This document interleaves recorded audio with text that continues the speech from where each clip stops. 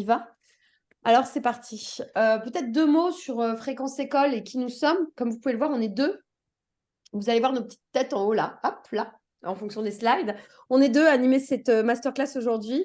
Margot Sarret, je t'en prie, et moi-même, pour l'association Fréquence École. Et donc, qu'est-ce que fait l'association Fréquence École, en plus d'organiser Super Demain? L'association Fréquence École, figurez-vous qu'elle intervient autour de la question de l'éducation numérique auprès des publics, qu'elle travaille à l'accompagnement des territoires, qu'elle conçoit des dispositifs pédagogiques, qu'elle organise des événements. Et plus récemment, grâce à un gros travail autour de Calliope, eh bien, nous sommes organisme de formation professionnelle sur les questions de l'éducation au numérique. Alors, je vais peut-être revenir très rapidement sur l'édition 2022 de Super Demain, qui a été un très, très chouette rendez-vous. Vous dire que l'année dernière, en 2022, à l'occasion de Super Demain, on avait fait le choix de travailler sur la question du corps et que autour de ce thème, on avait mobilisé 465 professionnels de l'éducation, de manière assez élargie, qui venaient pour une grande partie du territoire de la métropole, mais pas que, et qu'on avait réussi à mobiliser du coup le grand public, les parents, les enfants, sachant qu'en gros, les 2 tiers du public, de ce grand public sont des enfants et que du coup, ça fait de Super Demain un événement un peu bruyant, mais absolument passionnant. Je le dis parce que cette année, on recommence. C'est le 24, c'est le 25, c'est le 26 novembre. Et le 24, ce sera la journée des pros, avec une jauge qui sera d'ailleurs un peu la même, on y reviendra peut-être. Et le 25 et le 26 novembre, eh bien, on recommence, sauf que cette fois-ci, je vous le disais, on va sur la question des émotions. On va peut-être se redire ensemble collectivement pourquoi il nous semble nécessaire à nous d'accompagner la jeunesse. Et on va peut-être revenir sur l'idée importante que, eh bien, malheureusement, les jeunes savent plus souvent, mieux souvent, bien souvent, seulement consommer les services et les contenus. Ils savent globalement lire ces services et ces contenus. Et donc, ça veut dire qu'en gros, ils ne sont pas tout à fait en capacité de produire. On a des données sur les usages numériques qui montrent très clairement que les aspects de conception créative ou même de conception sont souvent les espaces où les jeunes sont les plus en difficulté, malgré le fait qu'on a l'impression qu'ils passent beaucoup de temps à publier. Et puis, on a d'autres données. On sait que de manière générale, sur une population donnée, il y a quand même beaucoup plus de gens qui consomment que de gens qui activement produisent. Mais on sait aussi qu'ils savent difficilement questionner les services et les contenus, c'est-à-dire finalement les analyser. Et oui, on rediffusera ce replay dans un autre format pour répondre à la question que je viens de voir passer. Mais en gros, les jeunes, en effet, sont capables difficilement, en tout cas, sont difficilement capables d'analyser ces contenus. Alors, que ce soit sur la forme d'ailleurs, sur le fond, et de manière assez logique, c'est parce que figurez-vous que ça s'apprend. La deuxième idée, c'est que interdire le numérique ne nous semble pas être une option raisonnable, d'où l'importance de l'éducation numérique. Alors, pour plein de raisons. D'abord parce que l'interdit et l'inconnu, en fait, ça produit rarement ce qu'on imagine, ce qu'on voudrait que ça produise. Parce que la rareté des écrans peut finalement en augmenter la valeur et empêcher la régulation. C'est-à-dire que quand on prive comme ça un peu de quelque chose de manière arbitraire, eh bien, est-ce qu'on ne crée pas justement des compulsions pour ceux qui travaillent sur la question de l'accompagnement alimentaire, ça peut faire partie des choses qu'on observe en effet assez souvent. Et puis parce qu'il paraît complètement difficile, mais peut-être même questionnant de vouloir finalement demander aux jeunes de vivre en dehors du monde dans lequel d'ailleurs nous vivons.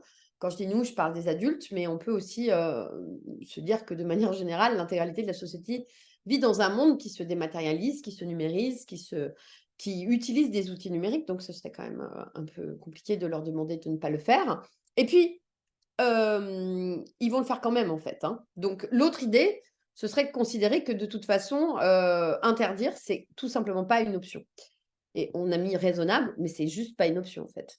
La troisième idée, c'est que parce que les adolescents ont besoin d'un espace à eux, d'intimité pour se construire, les outils numériques sont des espaces d'expérimentation pour les adolescents. Et peut-être pour expliquer cette idée-là, je vais donner la parole à Jocelyn Lachance, qui nous avait fait le plaisir de répondre à des questions à l'occasion de Super Demain il y a 2 ans.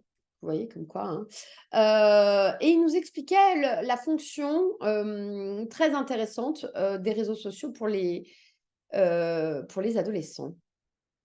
Alors, pour répondre à Arnaud aussi, la difficulté d'analyse, elle n'est pas que le propre des adolescents, évidemment. Après, on pourrait imaginer que plus on est jeune, plus on manque de références et de contextes qui vont nous permettre de pouvoir s'en saisir. Mais si on considère que l'analyse, c'est que l'apprentissage de l'analyse, c'est l'apprentissage de grilles d'analyse, voire la mise en perspective des sujets, ben, on peut imaginer qu'en fait, ça concerne à peu près une population beaucoup plus élargie. On y va sur ce petit extrait. Je ne sais pas si vous allez bien Les réseaux l'entendre. sociaux sont très pratiques pour ça parce que vous pouvez, en tout temps, pratiquement, grâce à la connexion, ben, interpeller le regard qui va vous satisfaire le plus.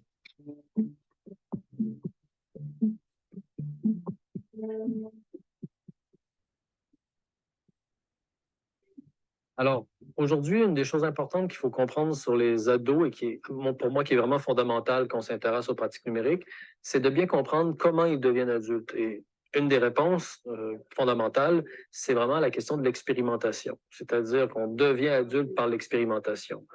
Tenter des choses, faire des tests, pour voir, pour essayer de faire des choix. Et c'est jamais facile parce que comment connaître la valeur de ces choix? Eh bien, bien souvent, on va justement interpeller les regards des autres pour pouvoir pour pouvoir finalement dire, OK, cette expérimentation, finalement, ça m'indique de faire tel choix ou tel autre. Alors, ça change complètement la temporalité de la reconnaissance parce que ça veut dire que, étant donné que c'est pour conjurer l'incertitude, il ne va pas y avoir d'attente. Pensez-y. Si vous pouvez poser des questions sur votre identité de genre et que vous êtes vraiment dans l'insécurité, ben, vous faites une expérimentation, vous dites, voilà, je pense que c'est ceci ou cela être un garçon ou une fille. Je vais m'habiller de telle façon, je vais avoir tel propos. Et donc, vous n'allez pas attendre des mois avant d'avoir une réponse extérieure, puisque vous voulez conjurer l'incertitude. Donc, la temporalité de la reconnaissance change. Et les réseaux sociaux sont très pratiques pour ça, parce que vous pouvez, en tout temps, pratiquement, grâce à la connexion, ben, interpeller le regard qui va vous satisfaire le plus.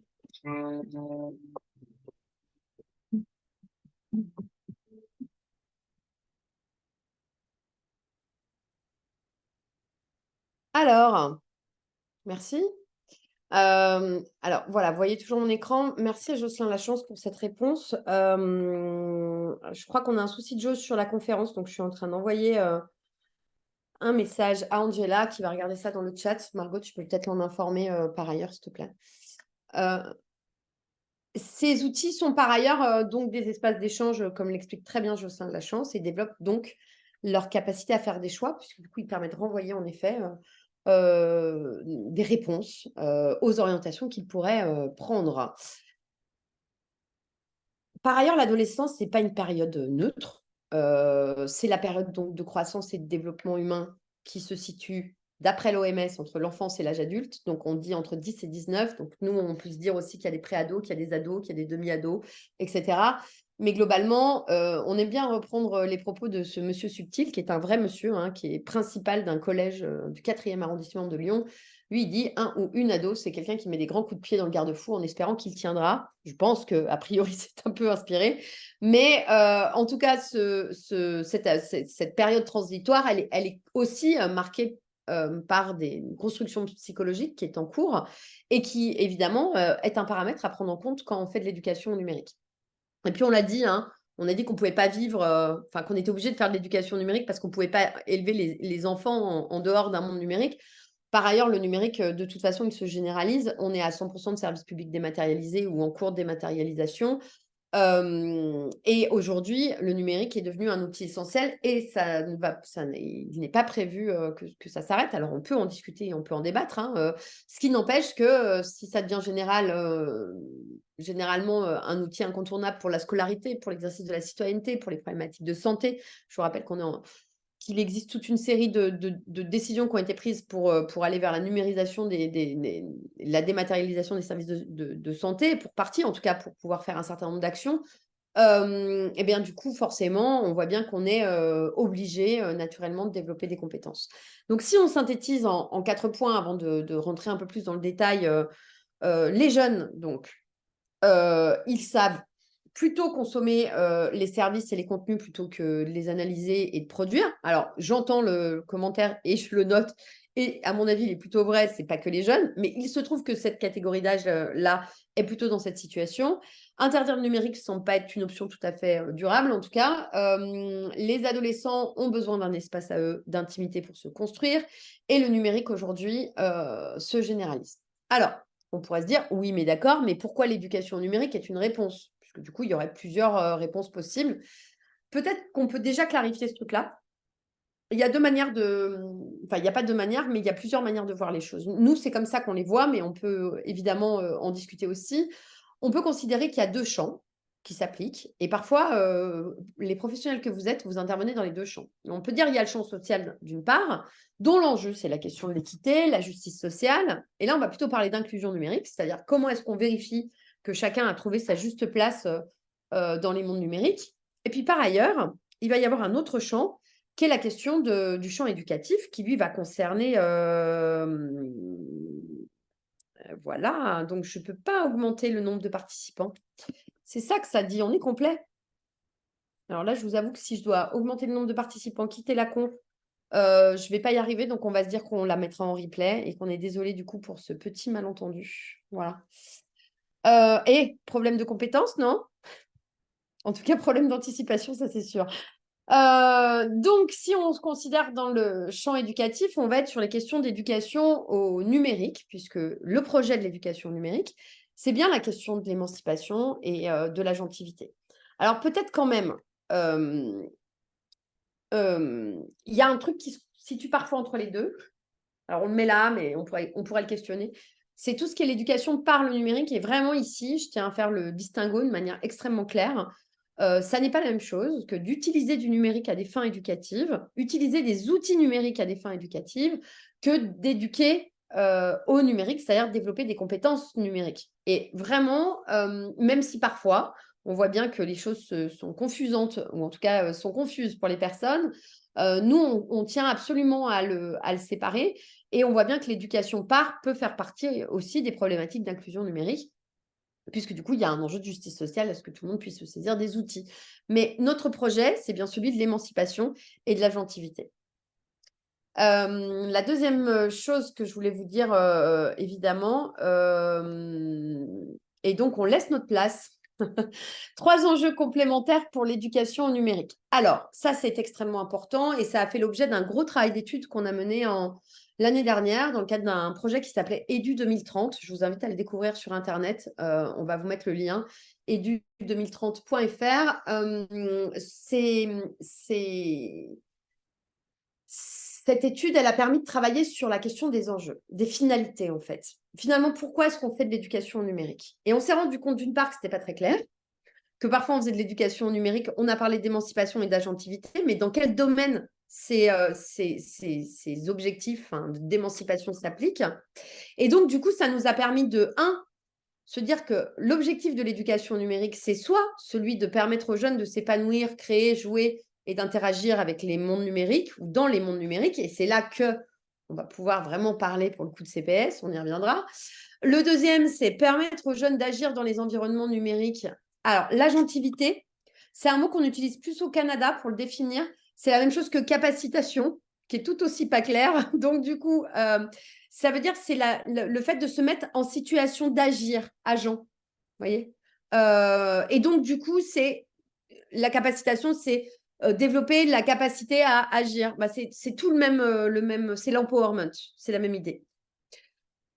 Pour Tanina qui posait la question. Et merci. Donc, tout ça pour dire qu'on est sur, du coup, sur l'enjeu professionnel qui est le deuxième, c'est permettre aux jeunes d'agir dans les environnements numériques dont il va avoir besoin dans le cadre de ses études ou de sa future activité professionnelle, ce qui est clé. Et puis, il y a un troisième enjeu qui va être l'enjeu citoyen, c'est-à-dire permettre aux jeunes de se saisir des questions politiques et sociétales concernant la place du numérique dans notre société et donc, du coup, pouvoir aussi voter, choisir, débattre et savoir exactement ce qu'il veut faire de ce numérique dans sa vie et dans la société que nous partageons ensemble. Et il y a pas mal de débats publics qui nécessitent en effet des compétences pour pouvoir échanger. ou faire des choix même, hein. Vous voyez, des choix d'utilisation de services, etc. Tout ça, ça nécessite en effet une forme de compétence numérique qu'on pourrait traduire par culture numérique, mais en tout cas, on reviendra sur le terme compétence. Donc, nous, ce qu'on dit, et on va y revenir dans la suite de ces propos, c'est qu'il faut choisir une approche orientée développement de compétences pour accorder les objectifs, nos objectifs, ces objectifs d'apprentissage à des situations vécues. Ça veut dire quoi? Ça veut dire qu'en fait, une compétence, et on va y revenir, renvoie à une situation d'apprentissage, et à partir de ce moment-là, je pense que Margot va pouvoir vous expliquer cette idée-là. Cadeau, Margot. On t'entend pas? Ou alors c'est moi, hein, Ah mais, non, c'est bon, j'avais mon micro fermé. Oui, alors ça nous tenait à cœur de revenir sur le mot compétence avec Dory quand on a préparé ce moment. Euh, Parce que nous, justement, on applique cette fameuse approche par compétence dans notre pédagogie. Et parfois, le mot compétence peut être mal compris ou vu de manière parfois négative. Nous, on préfère le voir de manière positive. Et donc, oui, voilà, pour nous, le mot compétence, finalement, ça renvoie, j'aime bien ce mot-là, à un savoir agir. Donc, Dory en a parlé juste avant. Donc, un savoir agir qui combine et qui mobilise des ressources différentes, qui peuvent être des savoir-être, des savoirs ou des savoir-faire et qui sont utilisés dans un contexte. La situation est très importante dans la mobilisation d'une compétence spécifique. Et donc, l'approche par compétence, finalement, ça va être une pédagogie qui est basée sur le fait que les apprenants sont finalement acteurs de leur apprentissage et ce qu'on appelle les pédagogies actives. Alors, sur la slide d'après, Doris, tu veux bien changer?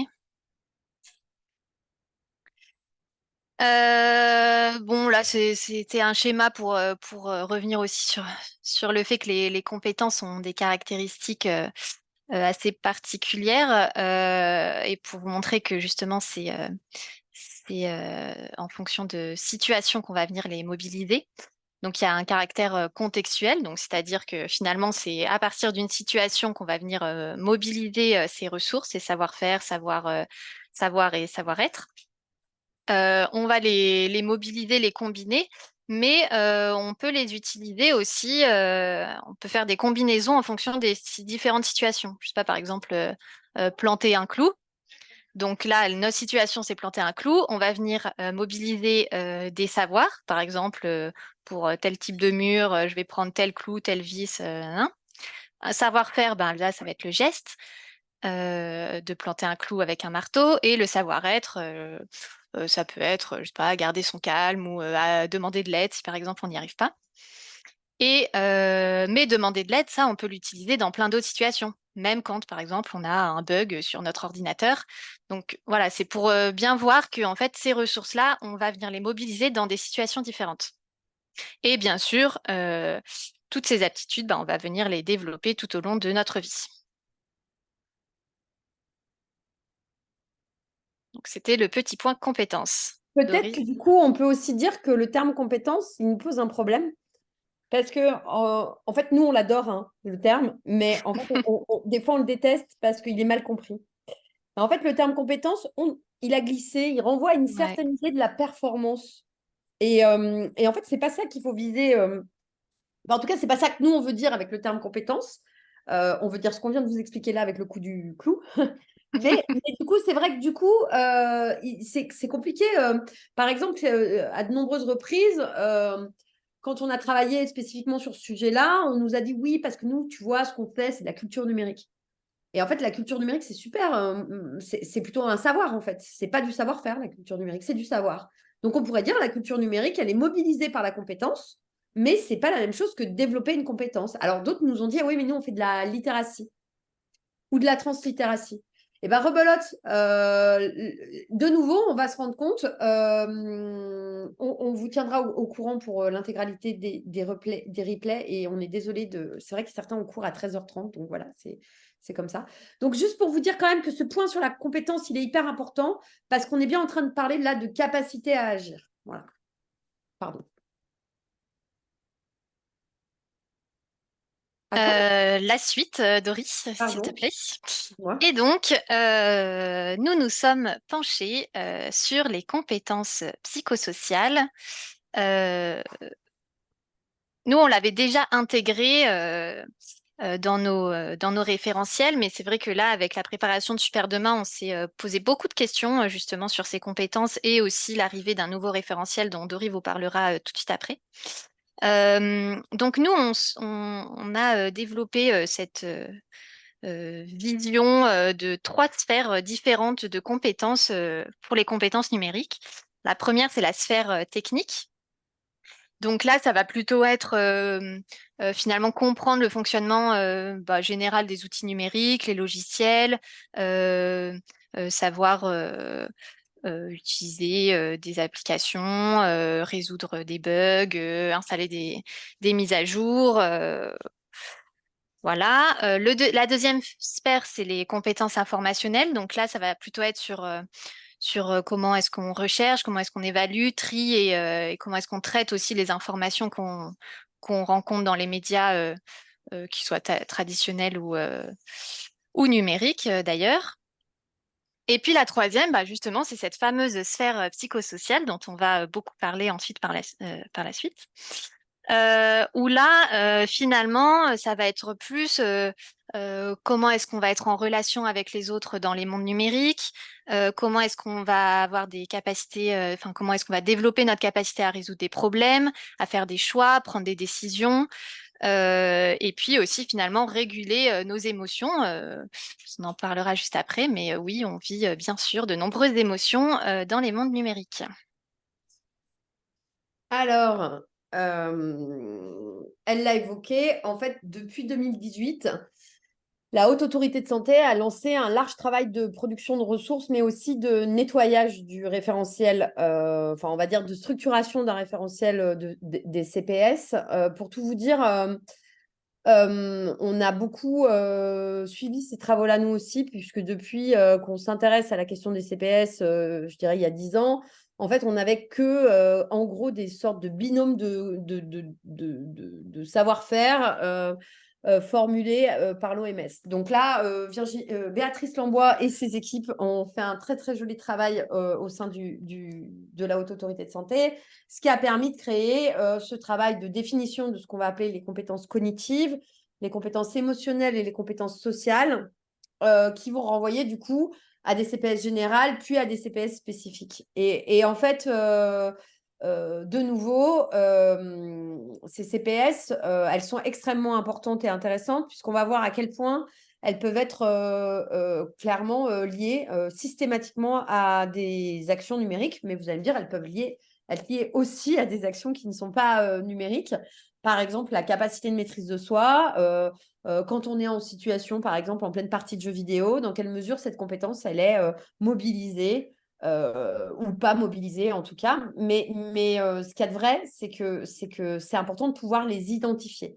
Et donc, du coup, on vous repartagera évidemment les éléments, mais là, elles sont posées de manière extrêmement claire et de manière extrêmement précise, sans qu'elles renvoient spécifiquement à des situations de vie. Mais ça pourrait être un travail complémentaire qu'on pourrait fournir. Et donc, on a essayé de faire ça, parce que du coup, nous, on a en plus mixé ça avec une autre chose extrêmement importante, qui est l'approche par âge, parce qu'en fait, on ne peut pas développer les mêmes compétences en fonction des âges, ou en tout cas, on ne s'y prendra pas de la même manière. Et donc, du coup, je vais vous donner des exemples. On va prendre par exemple, ça, c'est un référentiel qu'on a essayé de fabriquer sur l'éducation numérique de manière très méta. Et je vais prendre par exemple les 6-10. Ben, pour moi, en sphère psychosociale, en sphère technique, prenons les 6-10. Être capable de se représenter le fonctionnement de base des machines numériques en écosystème et en réseau. Je suis bien sur la question technique. On représente l'infra.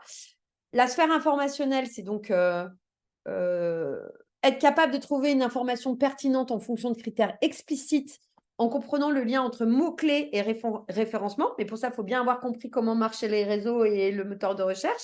Mais on voit bien là que du coup, c'est comment je suis capable de mettre ça au service d'une recherche d'informations un peu, voilà, et de l'interpréter. Et puis surtout, en sphère psychosociale, c'est l'analyse critique, c'est être capable d'identifier les motivations associées à la publication d'un contenu, les responsabilités qui en découlent. Quand je trouve de l'information, est-ce que j'arrive à me demander qui est cette personne, pourquoi est-ce qu'elle a mis ce contenu, en ligne, etc. Oui, oui, vous aurez aussi bien sûr le contenu de la présentation. Et oui, le référentiel des CPS, il est en ligne. On vous transmettra l'intégralité des ressources autour desquelles on a travaillé. Mais en gros, ce référentiel-là, pour l'instant, il n'existe pas. C'est nous qui l'avons inventé. Mais il est affiné, etc. Mais on voit bien qu'en fait, en fonction de l'âge, on est de plus en plus complexe. Par exemple, vous voyez, sur les grands, je vous le montre parce que je l'aime bien. Et ben sur les grands, en fait, l'objectif, c'est savoir créer des relations significatives sur les réseaux, protéger son intimité et construire avec stratégie son identité numérique. Ça veut dire comment est-ce que du coup, je me développe et je me protège via l'utilisation du numérique. Les deux en même temps. Et ça, c'est hyper intéressant. Voilà. Donc, tout ça pour vous dire qu'en fait, en travaillant sur cette triple approche, on peut respecter l'âge de l'enfant, mais on peut aussi s'intéresser aux techniques informationnelles psychosociales. Récemment, j'ai croisé quelqu'un avec qui j'étais en conférence qui parlait des 3 C. J'ai bien aimé aussi. Il dit contenu, contenant, contexte. Donc, on pourrait dire la psychosociale s'adapte au contexte et aux enjeux associés au contexte. Le contenu, c'est la sphère informationnelle et le contenant, c'est peut-être bien la sphère technique. Vous voyez, on pourrait aussi se dire que ça marche aussi. Voilà. Alors, est-ce que c'est conçu en lien avec le CRCN? C'est une très bonne question. En fait, on a essayé de le mettre en lien avec le DishComp, qui est le matériel de base du CRCN, donc qui est la même chose en fait. Et on doit être capable aujourd'hui de le croiser pour partie, mais on essaye de le faire sur chacun des dispositifs qu'on conçoit nous, mais on ne le fait pas de manière méta, c'est-à-dire qu'on n'a pas produit une réécriture du référentiel. Parce que là, le travail serait vraiment costaud. Il y a 5 piliers, voilà. Et merci pour la ref, Caroline. Corentin Gontier, les 3 C. Mais je trouvais que c'était intéressant parce que ça allait dans ce sens-là. Donc, la question, c'est pourquoi est-ce qu'on a essayé de faire ça? Mixer éducation aux émotions et éducation au numérique. En fait, le numérique, c'est un espace émotionnel. On ne fait pas comme si ce n'était pas le cas. Les gens s'aiment dans les espaces numériques, se détestent dans les espaces numériques, s'insultent dans les espaces numériques. On vit des émotions très fortes dans les espaces numériques, des grandes joies, des grandes peines. Il n'y a pas de… Voilà. Et comme le montre très bien cette illustration, il n'y a pas de vie, quoi. Et les représentations Enfin, en tout cas, on est bien dans quelque chose qui tourne autour de la question des émotions. Par ailleurs, il se trouve que les émotions, c'est un des ressorts économiques, enfin un des outils même, un des leviers des modèles économiques des différents sites que nous utilisons.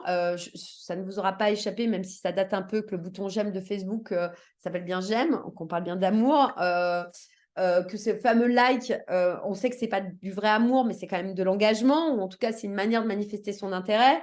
On sait qu'en tout cas, les marques, les services, les produits font tout pour engager. Et pour pouvoir engager, ils nous font vivre des émotions. Et ça existe depuis très longtemps. La publicité, elle a toujours marché sur des ressorts émotionnels. La télévision a marché sur des ressorts émotionnels. Les médias traditionnels fonctionnent aussi sur les ressorts émotionnels. Ce qu'on appelle la loi de proximité, qui souvent est réduite à la loi du nombre de morts par kilomètre, est en fait une loi de la proximité aussi affective. Donc, en fait, tout ça n'est pas nouveau. Mais c'est quand même bien de se le redire.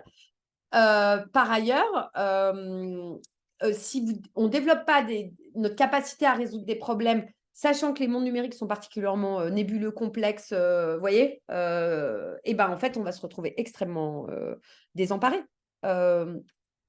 Anecdote, depuis 2 jours, on est sur un problème de données au sein de Fréquence École parce qu'on essaye de résoudre une problématique liée à un événement. Et ce matin, ça fait 2 jours que je tourne autour de comment je peux mettre en place une stratégie de contournement pour régler un problème sur ma base de données qui est quand même devenue très grosse et très complexe.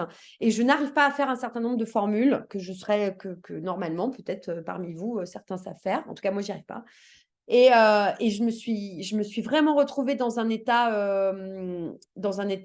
extrêmement compliqué avec ça. Et je me suis dit, tiens, c'est intéressant, quel est mon état, quelle est ma capacité en ce moment, quel est mon niveau de compétence pour résoudre des problèmes. Est-ce que du coup, voilà. Donc d'ailleurs, si certains parmi vous sont data scientists, je prends les plaisante. Je vais me débrouiller. Mais voyez, cette capacité à résoudre des problèmes, elle est ultra essentielle, d'autant plus quand les éléments sont un peu compliqués.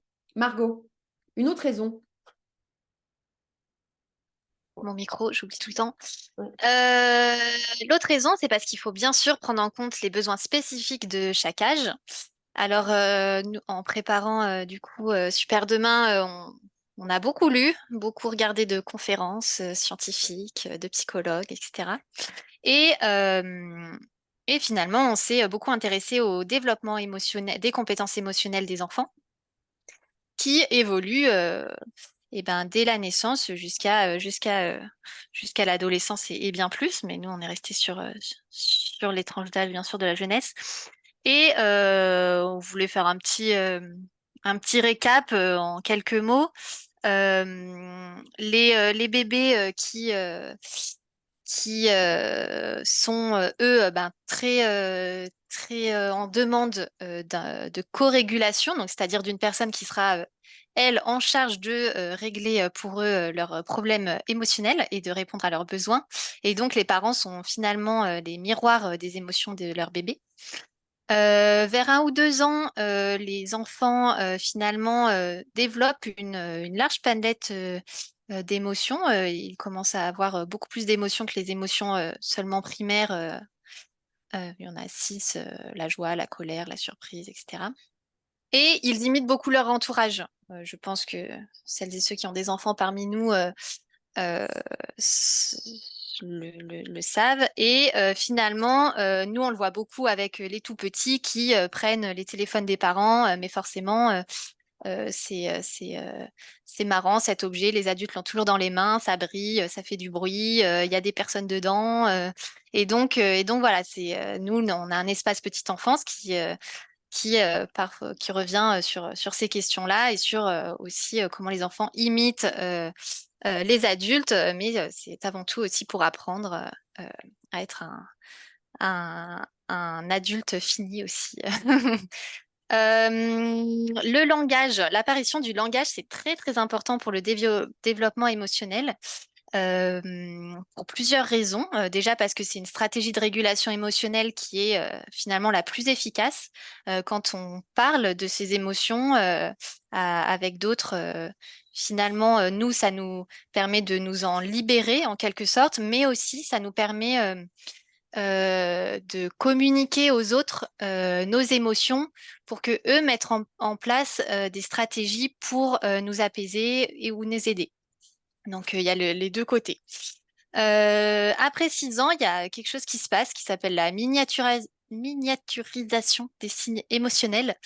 En gros, les enfants sont en capacité de dissocier ce qu'ils vivent à l'intérieur d'eux, ce qu'ils ressentent, et d'exprimer d'autres choses avec leur corps, d'autres signes émotionnels. Et donc, finalement, ils vont apprendre à pouvoir mentir sur leurs émotions.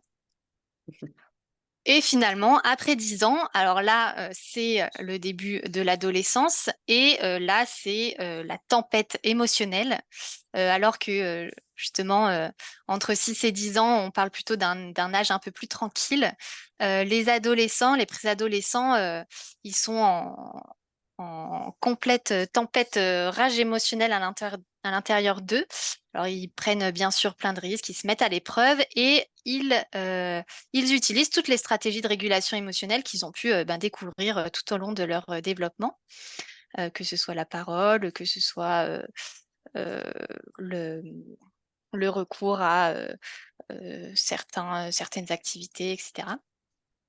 Et il y a une grande ambiguïté aussi à cet âge-là, c'est qu'ils ont forcément une grande envie d'indépendance, mais aussi ils ont un grand besoin de co-régulation, mais bien sûr, ils vont pas le dire à leurs parents.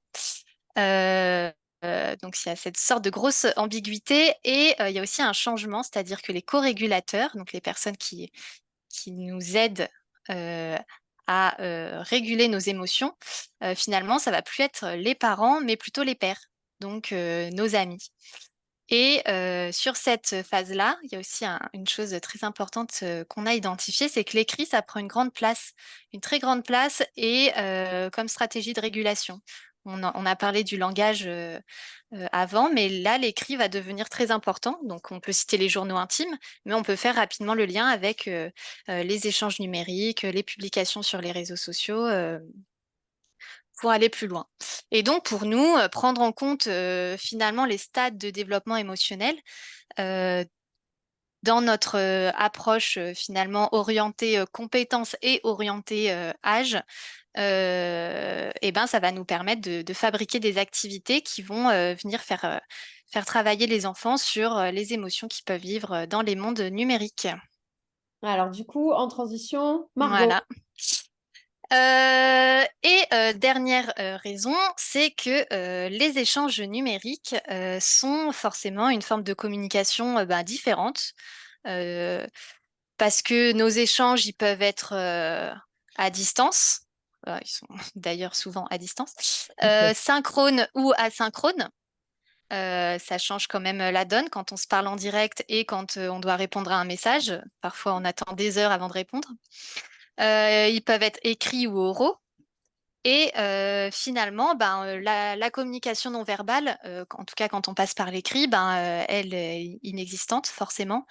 Et on peut observer, finalement, elle peut être compensée par d'autres formes de communication. Et là, on peut observer l'utilisation de codes graphiques différents, tels que écrire en majuscule quand on est énervé ou quand c'est quelque chose d'important, les trois petits points qui, à la fin d'une phrase, d'un message, alors ça rend fou, et les emojis. Et on vous en parlera après, on fait un atelier sur Super Demain dédié à cette thématique.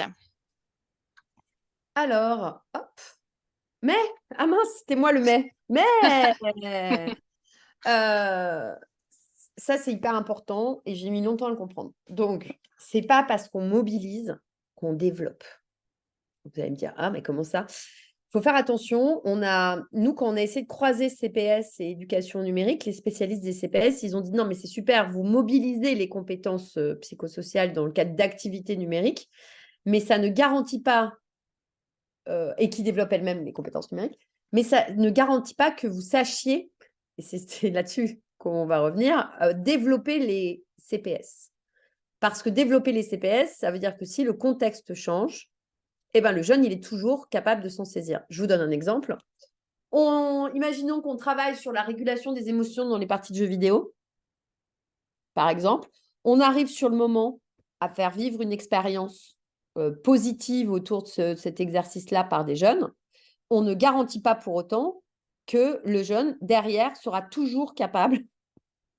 Bon, en même temps, on vient poser une question de base de l'éducation. Hein. Les enseignants, ils doivent bien rigoler là. Mais c'est-à-dire qu'à un moment donné, la réalité, c'est que, en fait, on ne sait pas s'ils vont repartir avec dans leur petit bagage et qu'ils vont être capables de le remobiliser. Et ça, c'est la grande question qu'on s'est posée, nous. C'est de savoir si ceux que l'on développe, ils vont être capables de s'en ressaisir. Je me souviens d'une étude qu'on a faite il y a 15 ans. Et je me souviens des jeunes qui nous disaient comme ça, en parlant d'éducation numérique à l'école, ils disaient de toute façon, il y a 2 Internets. Et ils en étaient persuadés. Il y a l'Internet de l'école et il y a l'Internet de la maison. Et ils avaient beaucoup de mal à faire le transfert entre leurs 2 espaces. Ça veut dire qu'ils mobilisaient, mais qu'ils ne développaient pas de compétences. Donc, ce truc, c'est vraiment clé. Et ça veut dire qu'il va falloir qu'on trouve les formes. Mais en fait, Margot, elle y a réfléchi. Mais qu'on trouve les formes qui vont bien pour permettre véritablement le développement des CPS. Parce que ce n'est pas juste une expérience mobilisatrice. Donc, la question, c'est comment croiser éducation aux émotions et éducation au numérique pour de vrai. Et je crois que c'est toi, Margot. Ah non, c'est moi.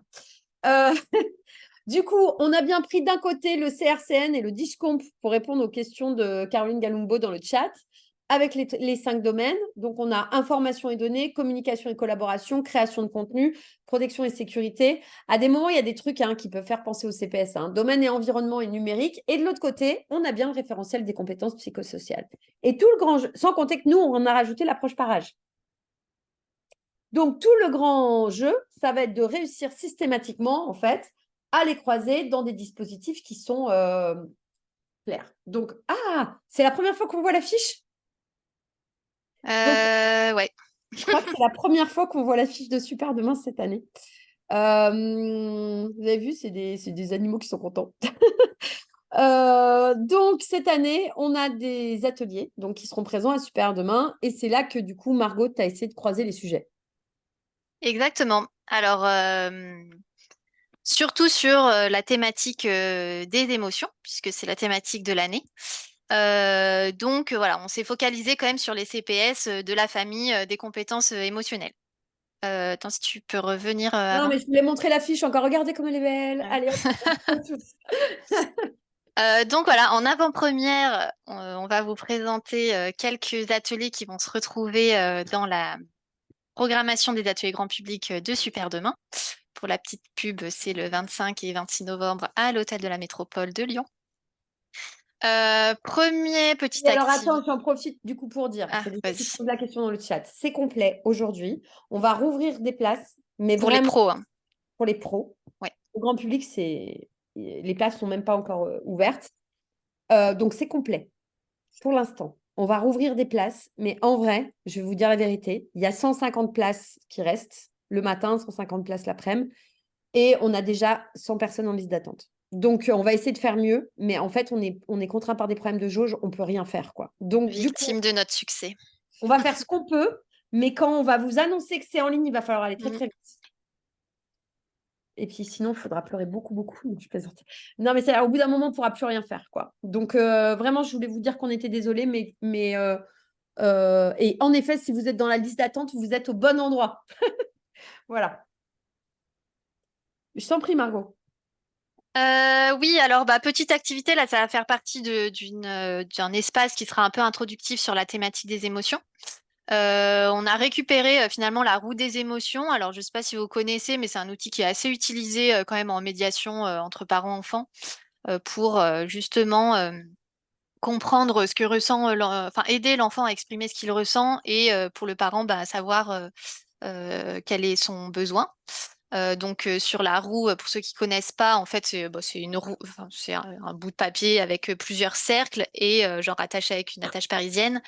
Et les deux premiers cercles sur celle-ci, c'est pour savoir comment, enfin, pour que l'enfant dise comment il se sent. Et le dernier cercle, le plus grand, c'est pour qu'il exprime son besoin.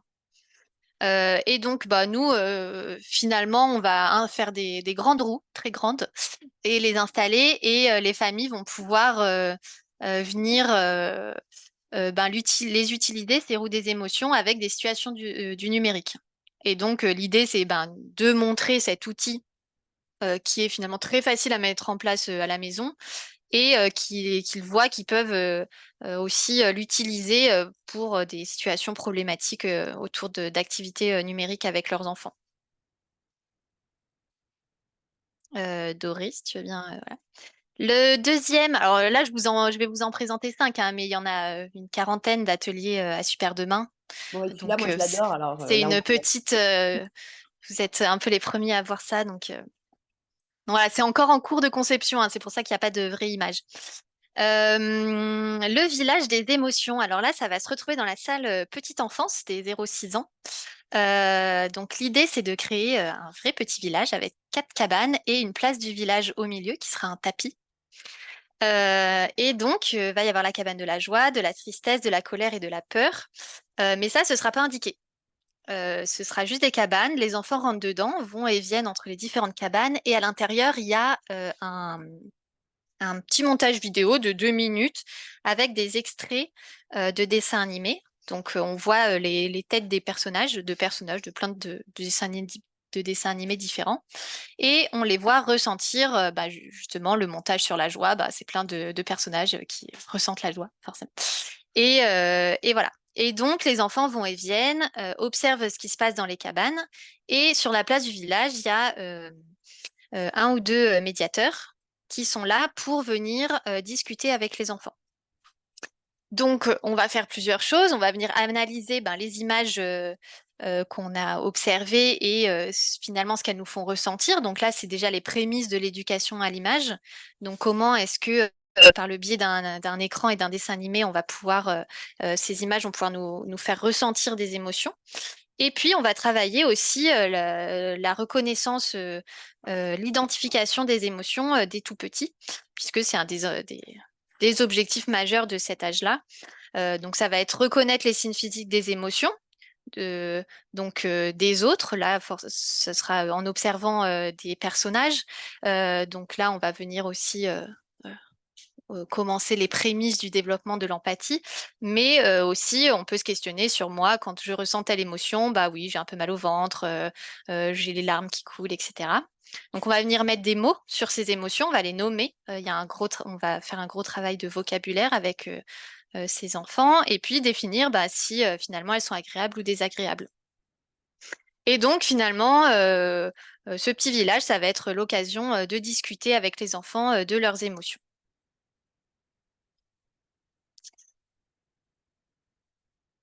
Tu veux compléter, Dory? On t'entend pas. Ouais, je voulais dire un truc, mais je trouvais pas. Non, je voulais simplement dire, ce qui est super, c'est que c'est pour le coup, là, c'est vraiment de l'utilisation des médias à des fins, Mm, à des fins éducatives, puisque ça permet à plein de professionnels de la petite enfance d'accompagner la petite enfance pour le coup. Mais c'est aussi pour le coup vraiment les prémices de l'éducation aux médias. Et mm. ça c'est précieux aussi, puisque du coup, on les met vraiment en analyse critique. Donc ça, c'est chouette. Je continue, pardon. Tiens, pam. Voilà. Alors, la suivante. Alors, ça, c'est un atelier qui est plutôt pour les plus grands. C'est dans l'espace des 8-10. Et ça s'appelle les interfaces casse-tête. Alors, on pourra aussi vous envoyer les liens. C'est des petits jeux qui ont été développés euh, d'ailleurs pour Super Demain de l'année dernière. Mais là, on les recycle pour cette année. En fait, c'est des jeux qui rendent fou, clairement. Moi, je les déteste, mais je les aime aussi. Par exemple, l'image où il y a une Terre et des astéroïdes, là, en fait, on a inversé le curseur, c'est-à-dire que quand vous faites aller la souris à droite, elle va à gauche. Et donc vraiment, ça perturbe ben, nos gestes finalement. Et vraiment, ça rend vraiment fou.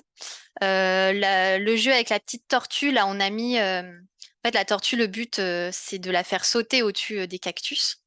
C'est un petit remake du jeu euh, du dinosaure, là. Et sauf que pour la faire sauter, il y a une latence vraiment très forte de quelques secondes. Et vraiment, ça rend vraiment fou. Et donc, l'idée, c'est de jouer à ces petits jeux et ensuite de discuter avec les familles sur bah, finalement ce qu'on a ressenti. Donc, une grande frustration pour la plupart d'entre nous, sauf si certains aiment se faire mal. Euh, et, euh, et l'idée, c'est de faire finalement l'analogie avec quand nous, on est en situation, on utilise, je sais pas, notre smartphone, notre ordinateur et ça ne fonctionne pas, ou alors on ne sait pas faire la manipulation que l'on souhaite, et ben c'est pareil, on ressent cette frustration-là. Ça permet aussi de se mettre à la place des personnes qui finalement n'ont pas aussi développé des compétences numériques qui n'ont pas ces compétences numériques-là. Ce jeu-là, on l'a aussi développé pour ça, c'est-à-dire c'est utilisé avec des adultes pour qu'ils se mettent à la place aussi de personnes qui ne savent pas utiliser les outils numériques. Et donc, encore une fois, un gros boulot d'empathie. Les espaces jeux vidéo. Alors pour celles et ceux qui sont déjà venus à Super Demain, il y a toujours des gros espaces autour du jeu vidéo avec une sélection dédiée qui change chaque année. Et donc forcément, cette année, on a fait une grosse sélection autour des émotions. Et donc, il y a une sélection vraiment spécifique de jeux qui sont faits pour procurer une émotion spécifique. Alors, il y a l'apaisement. Pour prendre d'exemple sur un jeu A Little to the Left, moi j'adore ce jeu. Franchement, c'est trop cool. L'idée, c'est de classer des trucs. Alors moi, ça m'apaise, peut-être pas d'autres, hein, mais il y a une petite musique très calme et on trie des feuilles de la plus petite à Tu la plus ranges des grande. trucs.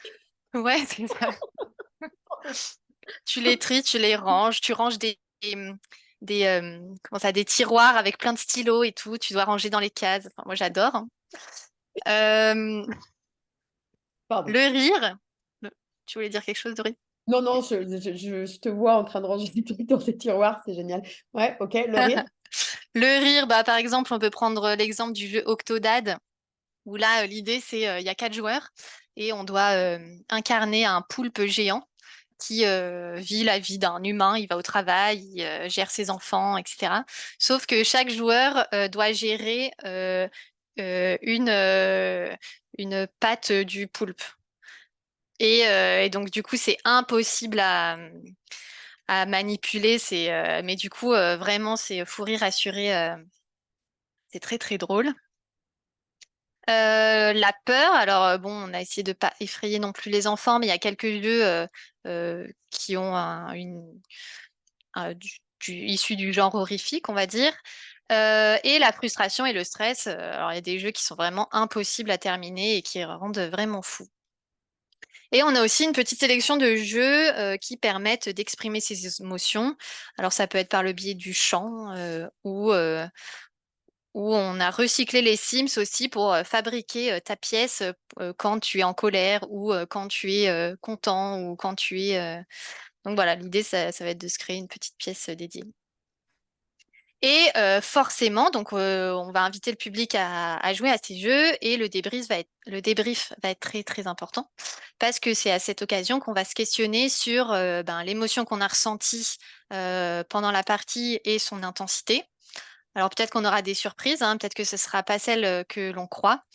Et finalement, on va se questionner aussi sur le jeu vidéo. Qu'est-ce qui, dans le jeu vidéo, a généré cette émotion? Que ça peut être le rythme, ça peut être la musique, ça peut être même l'histoire, la narration. Et donc voilà, on va se questionner sur le jeu vidéo en tant que tel. Voilà. Et le dernier, je crois, Dory. Donc, il n'a pas de nom encore. C'est pour ça que c'est marqué comme ça. Ah, c'est en cours de conception, je vous avais prévenu, hein. Et donc là, ça va plutôt être pour travailler justement, c'est pour les plus grands, les 10-12 ans, ça va être pour travailler sur justement l'expression et euh, en fait, comment est-ce qu'on est en relation, comment on échange avec nos pairs sur les outils numériques. Et donc, on s'est focalisé, il fallait bien qu'on trouve un angle on s'est focalisé sur l'utilisation des emojis. Donc, il y aura 2 ateliers. Un atelier un peu en mode texte à trous, où là, ça va être des phrases et on va pouvoir mettre plusieurs emojis qui vont en fait transformer complètement le sens de la phrase pour comprendre finalement qu'on peut interpréter de manière très différente des textes écrits. Et le deuxième atelier, ça va être sur finalement comment est-ce qu'on peut influencer comment est-ce qu'on peut compenser cette communication non verbale qu'on a perdue parce qu'on passe par l'écrit avec justement ces codes graphiques dont on parlait tout à l'heure et notamment les emojis. Donc là, la modalité qu'on a retenue, ça va être, on va fournir des petites scénettes de dialogue de série. Je sais pas, par exemple, on prend un petit dialogue de 3-4 répliques dans Sex Education ou dans d'autres séries regardées euh, par les jeunes et on va leur proposer de rejouer la scène comme si les personnages s'étaient écrits par message. Et donc, ils vont devoir retranscrire finalement ce qui s'est passé dans cette scène, toutes les émotions et toute cette communication non verbale qu'on a pu observer sur les personnages euh, par l'écrit et par message. Donc voilà pour les ateliers. Petit Ouais, aperçu. merci Margot. Très joli aperçu. Peut-être du coup, tu viens de nous dire ce qu'il y a de Ah spécifique oui. au CPS et pourquoi, en fait, les CPS, ce qu'il faut faire, que ce soit Ouais. une CPS en cours de développement, quoi. On va dire ça comme ça. Et tu Alors, as 1 minute pour le faire. oula. Oui, c'est vrai qu'il est 59. Ouais. Pardon. Alors oui, nous, on a interprété justement la grille de conception qui est proposée par Béatrice Lambois dans ses travaux sur les CPS. Et on l'a récupérée, on l'a un peu transformée et finalement, on a retenu tout ça. C'est-à-dire que pour développer une activité pédagogique croisée entre éducation aux médias et CPS, il nous faut ces 5 ingrédients. D'abord, concernant la posture de l'éducateur, l'idée, c'est d'avoir un objectif clair et explicite, un objectif pédagogique. Donc, ça va être de mettre des mots. Déjà, nous, en tant que concepteurs pédagogiques, de se dire, bon, bah, moi, je veux développer ça chez ce groupe de jeunes et l'expliciter auprès de ces jeunes-là quand on commence l'activité et de mettre des mots aussi à la fin de l'atelier. Il y a quelque chose qui revient beaucoup aussi dans les travaux de Béatrice Lambois, c'est l'incarnation de la CPS. Donc là, c'est-à-dire que l'éducateur, l'idée, c'est qu'il ait un gros travail d'introspection sur lui-même et qu'il se questionne lui-même sur cette compétence psychosociale, comment est-ce qu'il la gère et qu'il finalement ait un peu un rôle modèle vis-à-vis du groupe qu'il est en train de gérer. Et enfin, sur les modalités pédagogiques, on a forcément la pédagogie active, expérientielle et positive. Donc là, l'idée, c'est d'utiliser des modalités qui mettent les enfants et les jeunes acteurs de leur apprentissage. Donc ça peut passer par les jeux de rôle, la mise en situation, la résolution de problèmes. D'avoir deux sortes d'activités.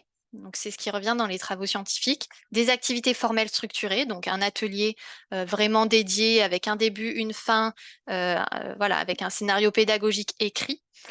Et des activités un peu plus informelles, justement, qu'on peut prévoir dans des temps. Alors, ça dépend de notre contexte aussi éducatif, hein. Ça peut être dans les temps périscolaires. Si on travaille dans une MJC, ça peut être voilà, lors d'autres activités, etc. Et là, ça va être finalement de revenir, hein, parce qu'on apprend aussi par la répétition, ça va être de revenir sur ce qu'on a appris lors d'activités formelles et de l'appliquer à des situations du quotidien. Voilà, j'ai mis 2 minutes. C'est pas mal, on sort pas si mal. On voulait vous dire aussi que sur SoundCloud, il suffit de taper Super Demain podcast, vous allez tomber dessus. On a mis en ligne des nouveaux épisodes. Au début, c'était conversation avec un psy. Je vous raconte ça parce que ça va dans le sens de ce qu'on se raconte là. C'est-à-dire, on racontait des histoires d'enfants ou des histoires d'adolescents et on essayait de résoudre des problèmes avec un psy. Et puis finalement, on s'est dit, un psy, c'est bien, mais il faudrait de la sociologie aussi. Donc, les premiers épisodes étaient avec Yann Leroux et les seconds sont avec Marion Haza, psychologue aussi, enfin docteur en psychologie, et avec Dominique Pasquier, chercheuse émérite en sociologie et spécialiste aussi des questions de numérique. Donc, des nouveaux épisodes en ligne. Et là, la dernière histoire qu'on a publiée, c'est celle d'Axel. On voulait vous la faire écouter. On voulait même travailler autour, essayer de voir quel dispositif on pouvait créer pour répondre aux problèmes d'Axel. Mais en fait, ce ne sera pas aujourd'hui, puisque nous avons dépassé le temps qui nous est imparti.